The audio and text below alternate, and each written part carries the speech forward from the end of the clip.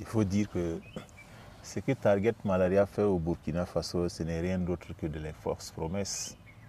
C'est abuser un peu de l'ignorance, c'est abuser de la confiance d'une certaine communauté qui, après avoir souffert pendant longtemps du palu, pense qu'on va venir se débarrasser du palu. Target Malaria utilise plutôt un discours de mensonge. Target Malaria utiliserait, même si on n'a pas de preuves, le trafic d'influence à travers les chefs de certaines communautés pour l'acceptabilité de leur projet.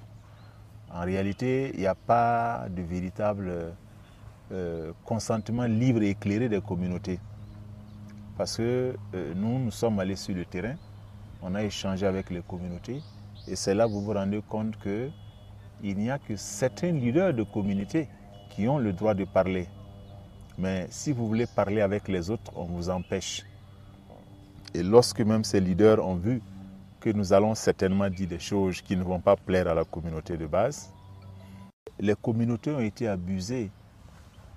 Et quand nous avons échangé avec certaines des communautés et qu'ils ont commencé à comprendre que c'est pas, Target Malaria n'a pas réellement un objectif tel qu'on leur a dit de lutter contre le palu, alors le Target Malaria a incité certains membres, surtout les leaders de la communauté, à nous empêcher de venir dans ces villages.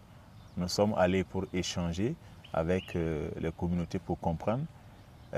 Nous avons été menacés de mort, on a menacé de brûler nos véhicules si on ne quitte pas le village. Alors, s'il n'y avait rien à cacher, pourquoi nous empêche d'échanger avec les communautés?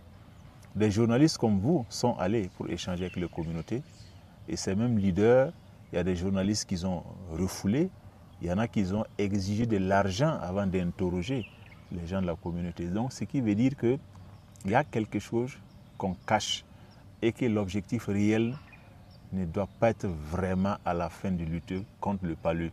Sinon, on n'allait pas empêcher les communautés de s'exprimer.